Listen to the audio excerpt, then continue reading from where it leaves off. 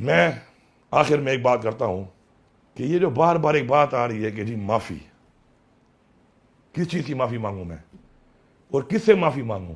یہ کل سے وہ پنجاب حکومت لگی ہوئی ہے کہ جی آ کے معافی مانگے. معافی پہلے وہ مانگیں کہ جو معافی مانگنے کے اس وقت مجاز ہیں. پہلے مجھ سے معافی وہ مانگیں کہ جنہوں نے میرے لیڈر عمران خان کو باوجود اس کے کہ اس نے صبح گھر سے نکلتے ہوئے کہا کہ اگر مجھے گرفتار کرنا ہے تو میں گرفتاری کے لیے تیار ہوں، اس کو گریبان میں ہاتھ ڈالا. پہلے اس کی معافی ہوگی. اس کے بعد پرامن احتجاج میں میرے لوگوں پر جو ظلم کیا گیا، شہید کیا گیا، اس کی معافی کون مانگے گا؟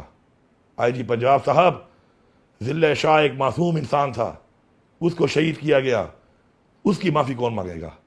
آج تک ہم ویڈیوز مانگ رہے ہیں، ہمیں نہیں مل رہی. ہمارے لوگوں کو پورے پاکستان میں شہید کیا گیا، اس کی معافی کون مانگے گا؟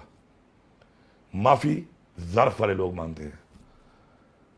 ہم ظرف والے لوگ ہیں، لیکن کم ظرف ہو یہ امید مت رکھنا کہ ہم پہلے معافی منگوائیں گے اس چیز کی جو ہمارے ساتھ ظلم ہوا، زیادتی ہوئی، اس ملک کے ساتھ ظلم ہوا، زیادتی ہوئی، ابھی تک ہو رہی ہے.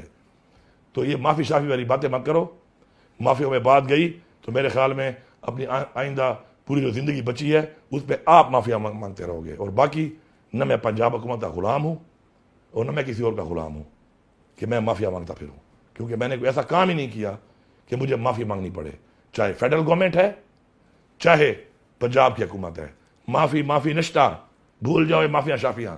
پرچے کاٹنے ہیں کاٹ لو، جو کرنا ہے کر لو، تکڑے ہو جاؤ. عمران خان کے ساتھ کھڑے ہیں، انشاءاللہ کھڑے رہیں گے. عمران خان کو انشاءاللہ رہا کروائیں گے. عمران خان کو اس ملک کا وزیر اعظم بنائیں گے، جمہوری طریقے سے بنائیں گے. عوام کے مینڈیٹ سے 8 فروری کو آپ نے چوری کر لیا، اس دفعہ چوری نہیں ہونے دیں گے.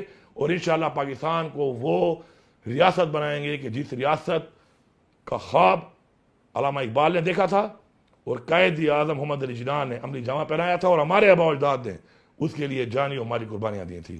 ہم آج بھی اس قوم کے لیے اور اس ملک کے لیے جانی اور مالی قربانیاں دینے کے لیے تیار ہیں اور دیں گے انشاءاللہ.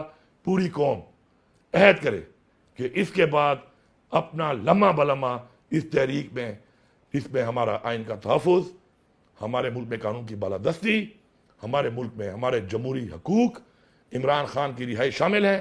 اس وقت تک ہم چین سے نہیں بیٹھیں گے اور اس تحریک کو انشاءاللہ جاری رکھیں گے. آپ سب کا بہت شکریہ.